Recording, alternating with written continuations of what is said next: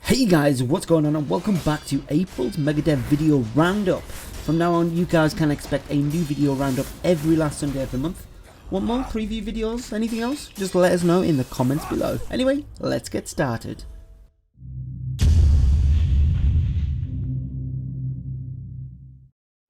So my first impression of Anno 1800 is I started at around 3 PM, I blinked, it was 4 AM, I had work in an hour's time. I can honestly say though, this is one of the most engrossing city building games I've ever played, at least in City Skylines. It combines an intriguing theme with some enjoyable complex production chains and trader mechanics. It also has a wealth of buildings to construct and resources to produce, letting you construct some truly enormous urban sprawls. At the beginning, 1800 is a straight up city builder. Progress is Anno predicted upon two things: population growth and meeting the needs and wants of your citizens. Each class of a person has a different set of requirements that you need to meet. Farmers, for example, simply require clothes and fish to subsist. But to make them truly happy, you need to ply them with alcohol. You'll need acres of potato fields that can be distilled into schnapps, while also ensuring all farmsteads are within staggering distance of a pub. And it's the minute complexities like this that make Anno 1800 one of the greatest Anno games of all times. The MTU offers 13 unique cheats and premium training codes. You can make the game easier or more challenging depending on how you want to play it. Add credits with just a click of a button, adding 50,000, 10,000, 100,000.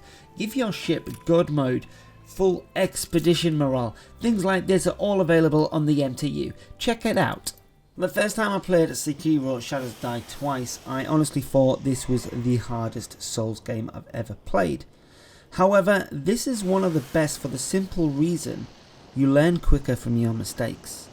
Yes, I walked into enemies, yes I made mistakes, yes I died.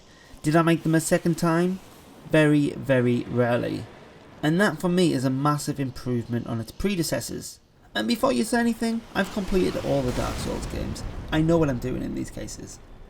So if everything's gone good, you just feel like jumping for joy and putting your arm in the air and shouting, yes! But you can't, because you're still in a fight, and if you do that, you'll die. So you just got to sort of let it sit in your belly, fizzing up, waiting for the excitement to just burst out. You've got to be careful, especially in boss fights. I mean, you can't block attacks. You've got to jump over things or dodge things at a perfect time and have 100% perfect accuracy. Not to mention intense concentration. And like any Souls game, it demands dying a lot whilst you learn your opponent's patterns.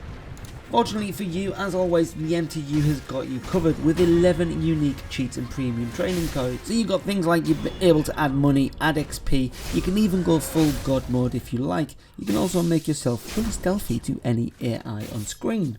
Guys, and this one's worth checking out even if it's just for the graphical elements of it. Go and check it out guys, it's amazing. Satisfactory is a game about true automation. If you guys have ever played Factorio, you guys are going to be right at home here with a 3D version. Well, more or less. In a cruel twist of industrial realism, my goal in Satisfactory is to, well, replace myself. When I've built all my machines, I can sit back and relax as my hardware grinds out resources in perpetuity. In Satisfactory, I'm the only one who can break my assembly line. My human desire to increase efficiency means breaking something that was working perfectly before in an effort to improve it. Adding a new machine to my army means trying not to blow another fuse. Problems are infrequent to say the least in Satisfactory, which makes the red flashing light of an inoperable machine that much worse. Nothing is more important than electricity. Without it, every machine hooked up to my grid will stop working.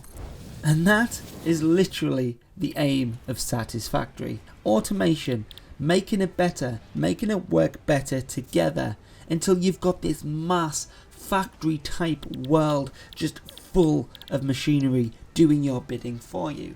And with the MTU, it makes it that much easier. 12 unique cheats and premium training codes.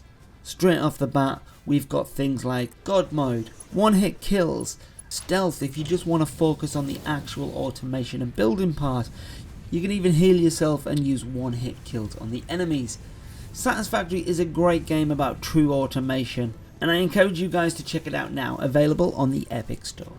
The next game on the list is Left 4 Dead 3. I mean World War Z.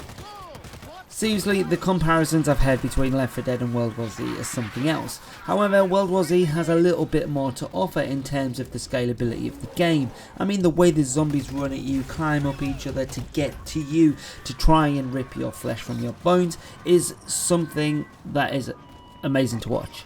I mean, seriously, just go and check out a trailer if you haven't already bought it. However, because there's only like 11 missions, you can complete the game in 5 hours. And sadly, the gun XP and the character XP doesn't make you want to just go back and play them on a harder difficulty, just to get a bit more XP and level up that gun just that tiny bit more. However, if you've got a few friends to play this with, this actually becomes a lot of fun. And World War Z does distinguish itself from Left 4 Dead in its choice of settings at least. Running through the snowy landscape and even museums of Moscow brought a refreshing vibe to the typical undead battles. But sadly, that is it.